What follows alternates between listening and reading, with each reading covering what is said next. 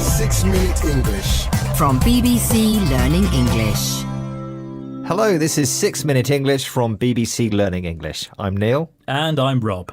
Now, I'm sure most of us have interacted with a chatbot.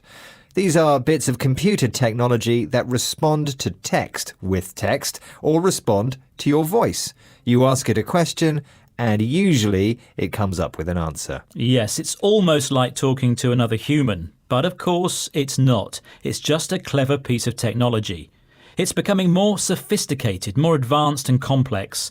But could they replace real human interaction altogether? We'll discuss that more in a moment and find out if chatbots really think for themselves. But first, I have a question for you, Rob. The first computer program that allowed some kind of plausible conversation between humans and machines was invented in 1966. But what was it called? Was it A, Alexa, B, Eliza, or C, Parry? Well, it's not Alexa, that's too new, so I'll guess C, Parry. I'll reveal the answer at the end of the program. Now, the old chatbots of the 1960s and 70s were quite basic, but more recently, the technology is able to predict the next word that is likely to be used in a sentence, and it learns words and sentence structures. It's clever stuff. I've experienced using them when talking to my bank or when I have problems trying to book a ticket on a website. I no longer phone a human, I speak to a virtual assistant instead.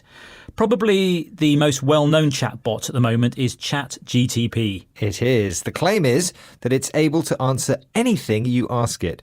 This includes writing students' essays. Now, this is something that was discussed on the BBC Radio 4 programme Word of Mouth.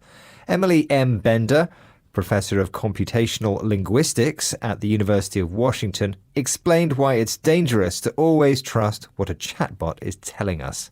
We tend to react to grammatical, fluent, coherent-seeming text as authoritative and reliable and valuable.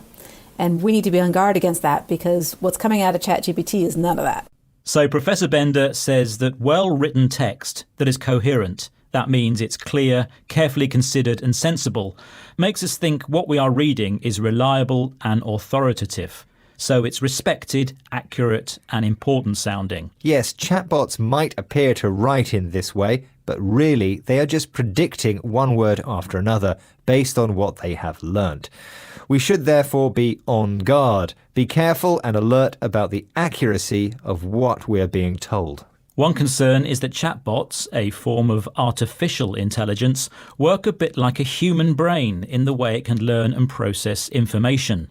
They're able to learn from experience, something called deep learning. A cognitive psychologist and computer scientist called Geoffrey Hinton recently said he feared that chatbots could soon overtake the level of information that a human brain holds. That's a bit scary, isn't it? But for now, chatbots can be useful for practical information. But sometimes we start to believe they are human and we interact with them in a human-like way. This can make us believe them even more. Professor Emma Bender, speaking on the BBC's Word of Mouth programme, explains why we might feel like that. I think what's going on there is the kinds of answers you get depend on the questions you put in, because it's doing likely next word. And so if as the human interacting with this machine, you start asking it questions about how do you feel, chatbot, and what do you think of this, and what are your goals, you can provoke it to say things that sound like what a sentient entity would say. We are really primed to imagine a mind behind language whenever we encounter language. And so we really have to account for that when we're making decisions about these. So, although a chatbot might sound human, we really just ask it things to get a reaction. We provoke it. And it answers only with words it's learned to use before, not because it has come up with a clever answer. But it does sound like a sentient entity. Sentient describes a living thing that experiences feelings. As Professor Bender says, we imagine that when something speaks, there is a mind behind it. But, sorry Neil, they are not your friend. They're just machines. Yes, it's strange then that we sometimes give chatbots names. Alexa, Siri. And earlier, I asked you what the name was for the first ever chatbot. And I guessed it was Parry. Was I right? You guessed wrong, I'm afraid. Parry was an early form of chatbot from 1972, but the correct answer was Eliza. It was considered to be the first chatterbot, as it was called then, and was developed by Joseph Weizenbaum at Massachusetts Institute of Technology. Fascinating stuff. OK, now let's recap some of the vocabulary we highlighted in this programme. Starting with sophisticated, which can describe technology that is advanced and complex. Something that is coherent, is clear, carefully considered and sensible. Authoritative means respected, accurate and important sounding. When you are on guard, you must be careful and alert about something. It could be the accuracy of what you see or hear, or just being aware of the dangers around you. To provoke means to do something that causes a reaction from someone. Sentient describes something that experiences feelings, so it's something that is living. Once again, our 6 minutes are up. Goodbye. Bye for now. 6 Minute English. From BBC Learning English. Hello, this is 6 Minute English from BBC Learning English. I'm Sam. And I'm Neil. In the autumn of 2021, something strange happened at the Google headquarters in California's Silicon Valley. A software engineer called Blake Lemoine was working on the artificial intelligence project Language Models for Dialogue Applications, or LaMDA for short. LaMDA is a chatbot, a computer program designed to have conversations with humans over the internet. After months talking with LaMDA on topics ranging from movies to the meaning of life, Blake came to a surprising conclusion. The chatbot was an intelligent person with wishes and rights that should be respected. For Blake, LaMDA was a Google employee, not a machine. He also called it his friend. Google quickly reassigned Blake from the project, announcing that his ideas were not supported by the evidence. But what exactly was going on? In this program, we'll be discussing whether artificial intelligence is capable of consciousness. We'll hear from one expert who thinks AI is not as intelligent as we sometimes think, and as usual, we'll be learning some new vocabulary as well. But before that, I have a question for you, Neil. What happened to Blake Lemoine is strangely similar to the 2013 Hollywood movie Her, starring Joaquin Phoenix as a lonely writer who talks with his computer, voiced by Scarlett Johansson. But what happens at the end of the movie? Is it A, the computer comes to life, B, the computer dreams about the writer, or C, the writer falls in love with the computer? C, the writer falls in love with the computer. OK, Neil, I'll reveal the answer at the end of the programme. Although Hollywood is full of movies about robots coming to life, Emily Bender, a professor of linguistics and computing at the University of Washington, thinks AI isn't that smart. She thinks the words we use to talk about technology, phrases like machine learning, give a false impression about what computers can and can't do. Here is Professor Bender discussing another misleading phrase, speech recognition, with BBC World Service programme The Inquiry. If you talk about automatic speech recognition, the term recognition suggests that there's something cognitive going on, where I think a better term would be automatic transcription. That just describes the input-output relation and not any theory or wishful thinking about what the computer is doing to be able to achieve that. Using words like recognition in relation to computers gives the idea that something cognitive is happening, something related to the mental processes of thinking, knowing, learning, and understanding. But thinking and knowing are human, not machine activities. Professor Bender says that talking about them in connection with computers is wishful thinking, something which is unlikely to happen. The problem with using words in this way is that it reinforces what Professor Bender calls technical bias, the assumption that the computer is always right. When we encounter language that sounds natural but is coming from a computer, humans can't help but imagine a mind behind the language, even when there isn't one. In other words, we anthropomorphize computers. We treat them as if they were human. Here's Professor Bender again, discussing this idea with Charmaine Cozier, the presenter of BBC World Service's The Inquiry. So ism means system, anthro or anthropo means human, and morph means shape. And so this is a system that puts the shape of a human on something. And in this case, the something is a computer. We anthropomorphize animals all the time, but we also anthropomorphize action figures or dolls or companies when we talk about companies having intentions and so on. We very much are in the habit of seeing ourselves in the world around us. And while we're busy seeing ourselves by assigning human traits to things that are not, we risk being blindsided. The more fluent that text is, the more different topics it can converse on, the more chances there are to get taken in. If we treat computers as if they could think, we might get blindsided or unpleasantly surprised. Artificial intelligence works by finding patterns in massive amounts of data, so it can seem like we're talking with a human instead of a machine doing data analysis.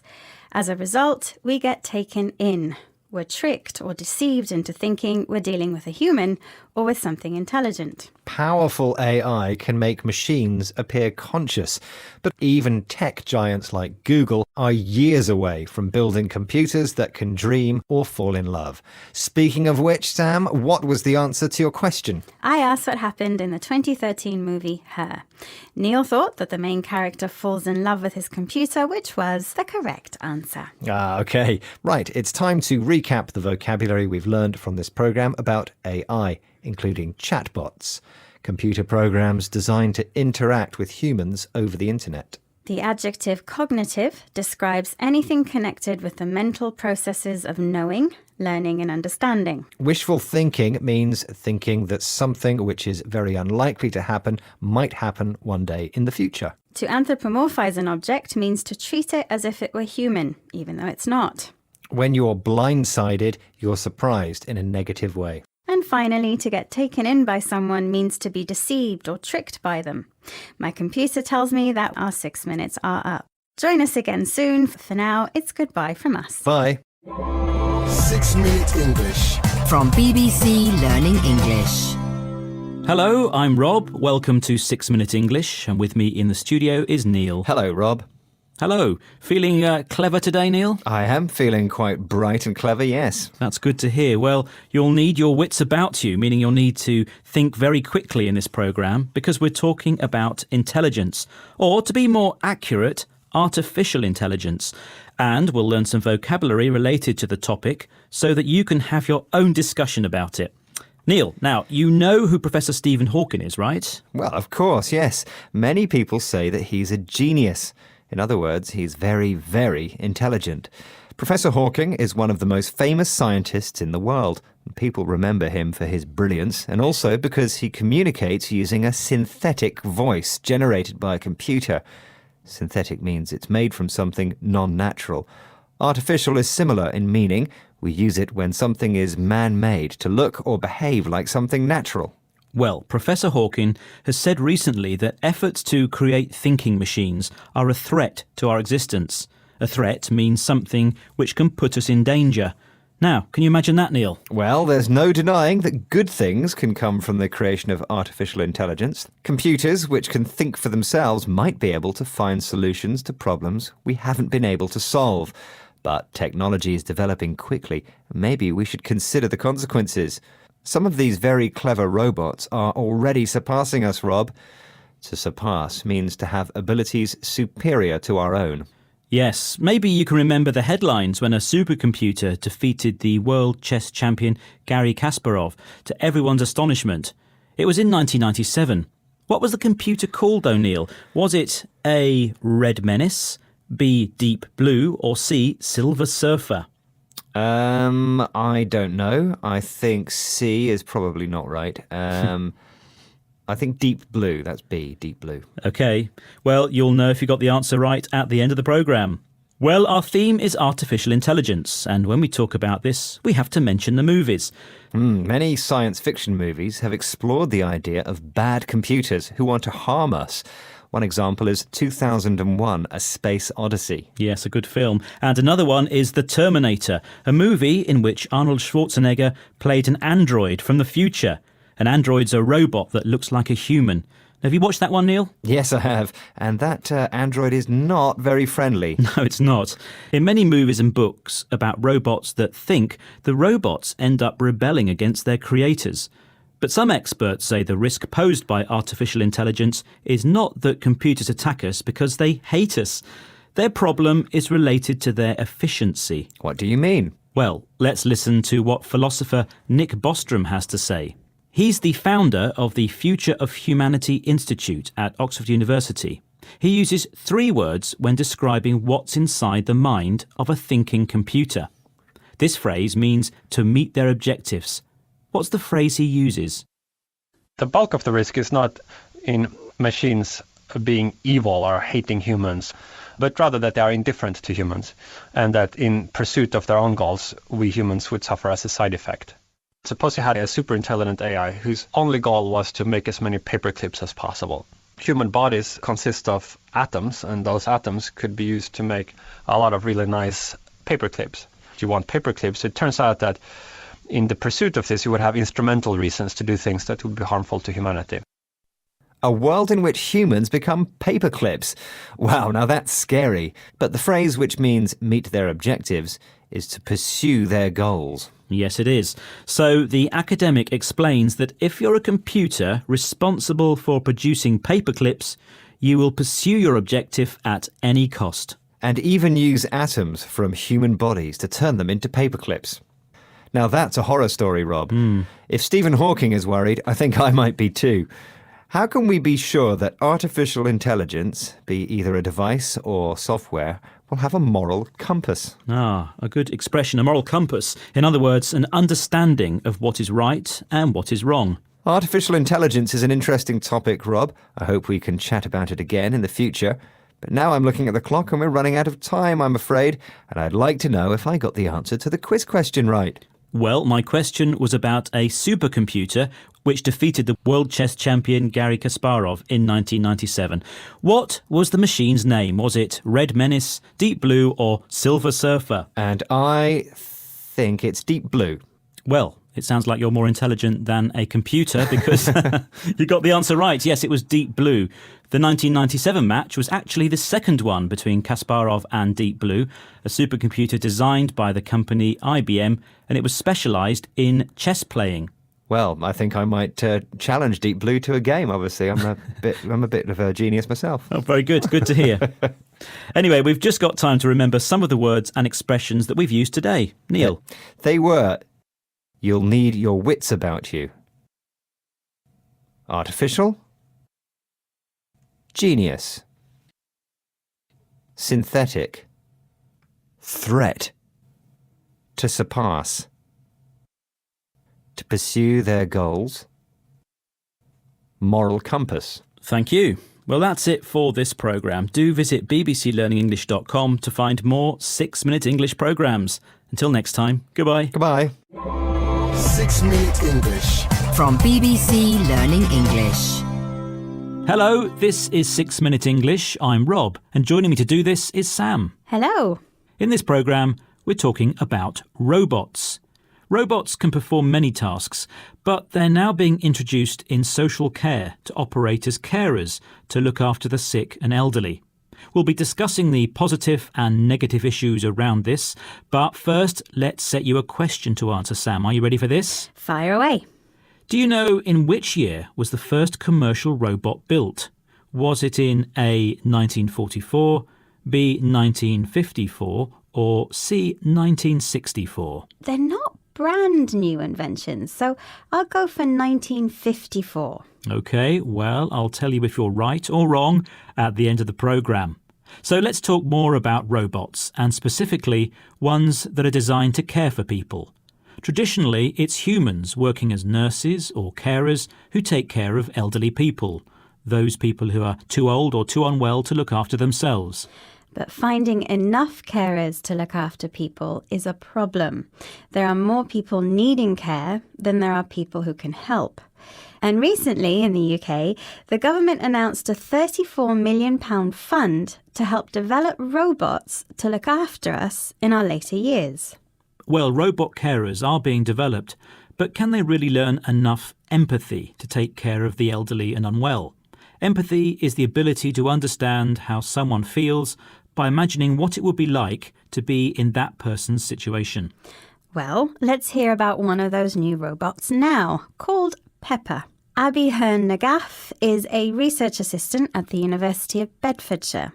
She spoke to BBC Radio 4's You and Yours programme and explained how Pepper is first introduced to someone in a care home. We just bring the robot to their room and we talk about what Pepper can't do, which is important. So it can't provide physical assistance in any way. It does have hands. It can wave. When you ask for privacy, it does turn around and sort of cover its eyes with its hands, but that's the most it does. It doesn't grip anything. It doesn't move anything because we're more interested to see how it works as a companion, having something there to talk to converse with, to interact with. So Abby described how the robot is introduced to someone. She was keen to point out that this robot has limitations, things it can't do. It can wave or turn round when a person needs privacy, to be private, but it can't provide physical assistance. This means it can't help someone by touching or feeling them. But that's okay, Abby says. This robot is designed to be a companion, someone who is with you to keep you company. A friend, in other words, that you can converse or talk with. Well, having a companion is a good way to stop people getting lonely, but surely a human is better for that. Surely they understand you better than a robot ever can. Well, innovation means that robots are becoming cleverer all the time.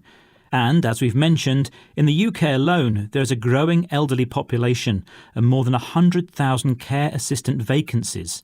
Who's going to do all the work? I think we should hear from Dr. Sarah Wooden, a health researcher in independent living from Leeds University, who also spoke to the BBC's You and Yours programme. She seems more realistic about the introduction of robot carers. I think there are problems if we consider robots as replacement for people. We know that money is tight. If robots become mass-produced, they could be large institutions where people might be housed and abandoned to robots. I do think questions of ethics need to come into the growth and jobs agenda as well, because sometimes they're treated very separately. OK, so Sarah Woodin suggests that when money is tight, meaning there's only just enough, making robots in large quantities or mass-produced might be a cheaper option than using humans. And she says people might be abandoned to robots. Yes, abandoned means left alone in a place, usually forever. So she says it might be possible that someone ends up being forgotten and only having a robot to care for them. So is this right, ethically? Yes, well, she mentions ethics. That's what is morally right. And that needs to be considered as part of the jobs agenda. So we shouldn't just consider what job vacancies need filling, but who and how it should be done. And earlier I asked you, Sam, did you know in which year was the first commercial robot built? And you said... I said 1954. Well, you didn't need a robot to help you there because you are right. Yay. Well done. Now let's do something a robot can't do yet, and that's recap the vocabulary we've highlighted today, starting with empathy. Empathy is the ability to understand how someone feels by imagining what it would be like to be in that person's situation. Physical assistance describes helping someone by touching them. We also mentioned a companion. That's someone who is with you and keeps you company. Our next word was tight.